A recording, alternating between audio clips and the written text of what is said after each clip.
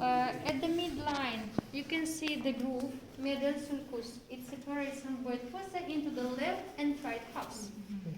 Then, also we have one more border which separates lower triangle and upper triangle, medullary stria, these white lines on the surface of the rhomboid fossa. They separate our rhomboid fossa, as I said, into two triangles. Upper one belongs to pons, lower one to the medulla oblongata. So this is specimen that we use for the rhomboid fossa. You should demonstrate correct position, then open it, and you will see rhomboid fossa. This is median sulcus, and here the lines medullary stria. Medullary stria arise from the lateral angles of the rhomboid fossa, that area known as vestibular area. Vestibular area contains nuclei of the 8th cranial nerve.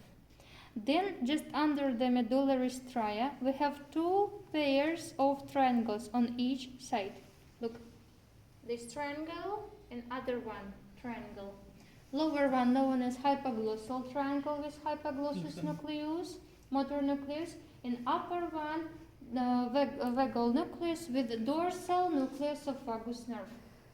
Then above the medullary stria we have medial eminence. This one, medial eminence, which ends with one more enlargement just above the medullary stria, known as facial follicles. Facial follicles. Facial follicles contain nucleus of the abducens nerve, motor nucleus, which is surrounded by fibers of fascial. So it contains abducens nerve nucleus, but known as fascial, because it's surrounded by fascial fibers. That's all about the rhomboid fossa, about its outer view. But we have to discuss about the nuclei of the cranial nerves, which projects on the rhomboid fossa. Do you have that paper with pictures? Yes. Yes, ma'am. Give me them.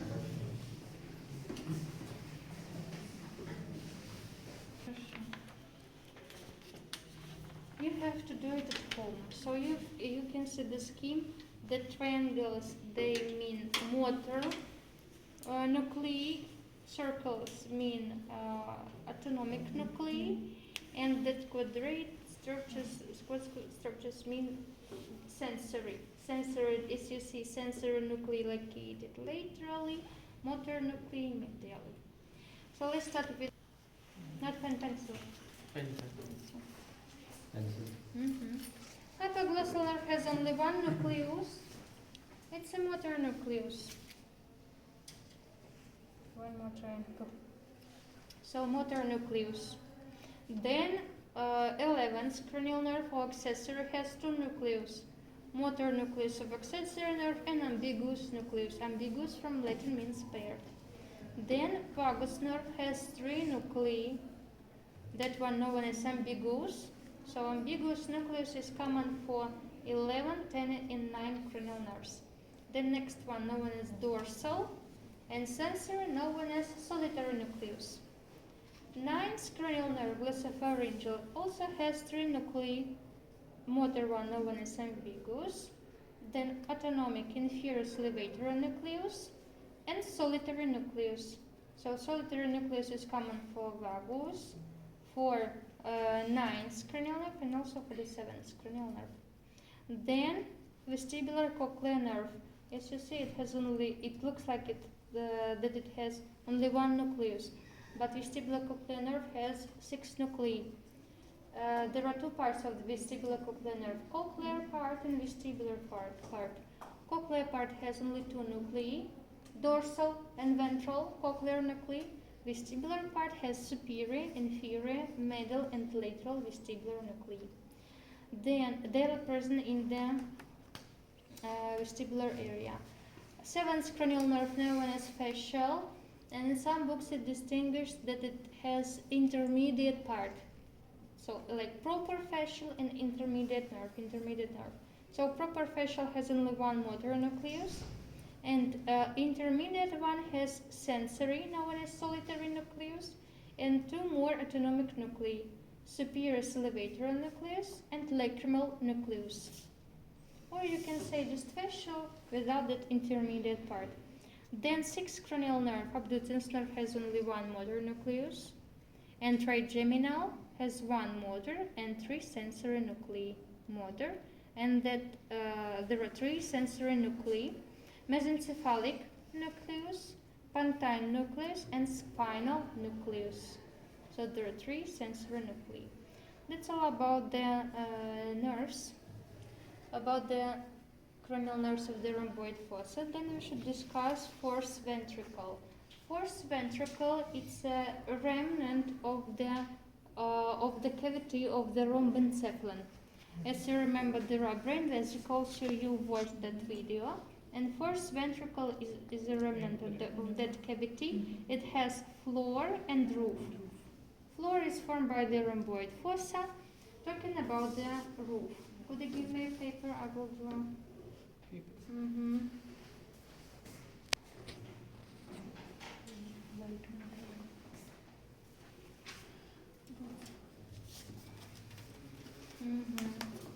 Хорошо. Rhomboid fossa, but we will discuss roof. So these two structures are superior cerebellar peduncles, and superior medullary velum extends between the 2 peduncles. It's unpaired structure. You see, this part is superior medullary velum. This one, superior medullary velum. It's always visible on the sagittal sections because it's unpaired part. If you cut it, you will see it. Okay, let's see a section of the brain. All present? Yes. Да? Или нет? Unfortunately, I see that the superior medullary velum is destroyed, not visible, but I will show you the place where it should be. So look. Medulla oblongata, pons, and this is fourth ventricle. And here we should have that superior medullary velum. Superior medullary velum at that area. Inferiorly, there are inferior medullary velums. That velum is paired structure.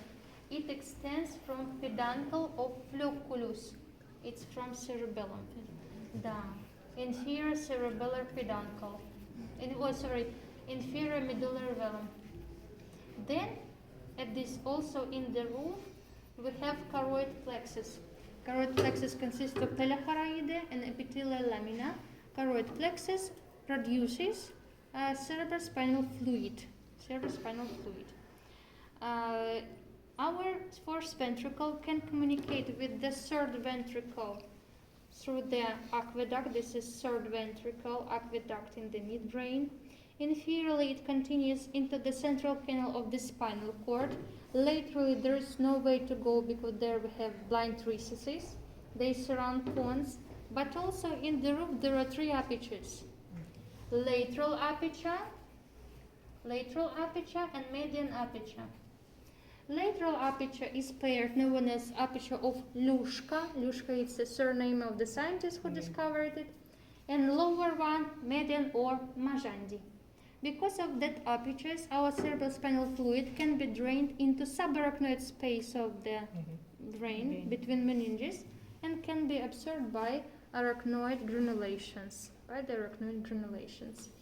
That's all about the fourth ventricle. Now let's discuss midbrain.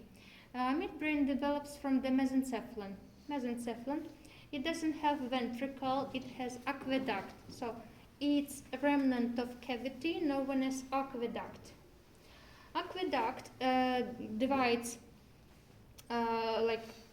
into ventral and dorsal aspects.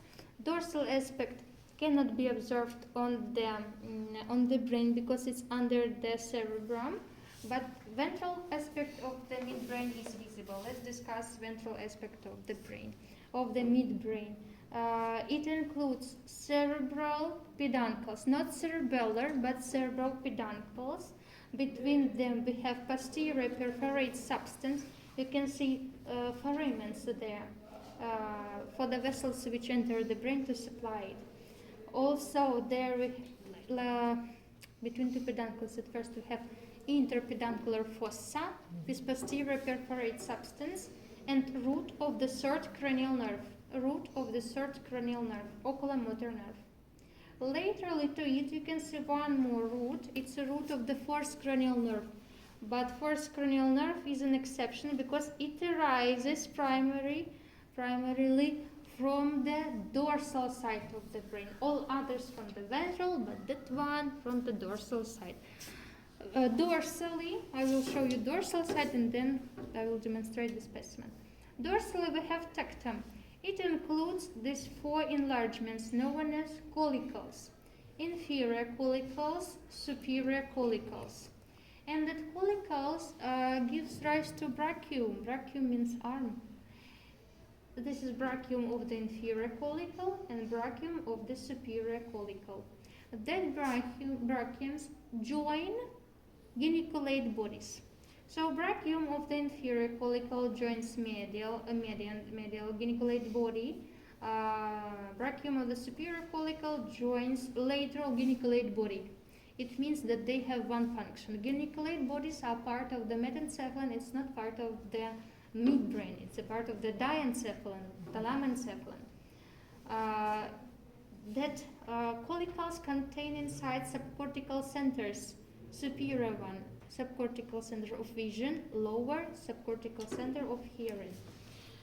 Let's have a look at the outer view of the midbrain. We will take full brain. So look, cerebral peduncle. Between them we have interpeduncular fossa with the posterior perforate substance, and also here should be root of the third cranial nerve. Laterally we can see root of the fourth cranial nerve. I will try to find it here. You see here that midbrain is almost destroyed, unfortunately, but maybe we will see fourth cranial nerve because it should be here. It should be here inside. It arises from the superior medullary velum. Ладно, it's not visible there, unfortunately. Хорошо. Now we should discuss its section. We use like frontal section of that one. No, there is no, it's upper part. Unfortunately, no midbrain. Okay, что поделать? Okay, that specimen also can be used for the demonstration of the midbrain. This is midbrain, just above the pons. This small part, it's a midbrain. At the section of the midbrain, we distinguish three parts. There is no aqueduct. This is aqueduct. And above the aqueduct, we have tectal lamina.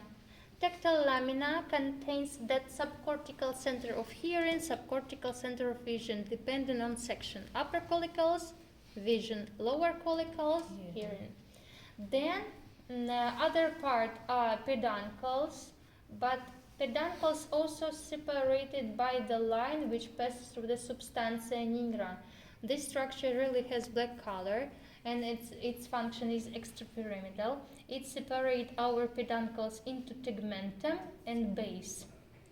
Tegmentum has gray matter, base doesn't have it, just pathways. Let's start with the tegmentum. Tegmentum has that gray matter. It's subcortical autonomic center, so it should be green color. Green one. That one blue. And a little bit lower you can see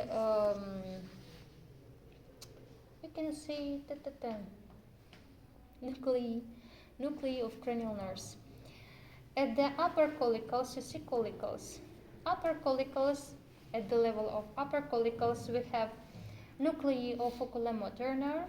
Lower collicles, first cranial nerve. Okay, I added one more triangle. So oculomotor nerve has accessory nucleus, which is autonomic. Then it has motor nucleus of oculomotor nerve, motor one, red. And there is one more. It's unpaired nucleus. Central impaired nucleus. Central impaired nucleus. So I will add here 2 more circles. So at the midline we have central impaired, then motor, then autonomic nuclei. At the lower section we have 1 more motor nucleus of the 4th cranial nerve. Then above the tegment, above the substantia nigra, there is a nucleus ruber. It should has red color. It has motor function, 1 more part of the extra pyramid system. As I said, base has only pathways.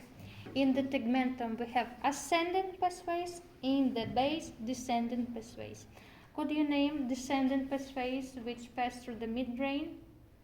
Corticospinal pathway and rubrospinal pathway. Talking about the tegmentum, here we have medial lemnisc, this is lemnisc, medial lemnisc, there is 1 more lemnisc, lateral lemnisc of the auditory pathway. Also there we can name pathways, spinotectal and tectospinal pathway. Spinotectal is ascendant, tectospinal is descendant. They are responsible for startle reflex. They work when you are frightened. In case of some flash of the light or accident noise, I don't know, explosion or something like that.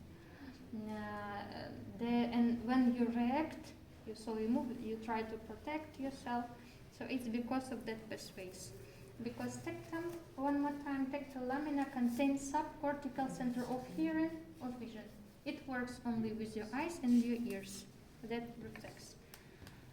So section of the midbrain.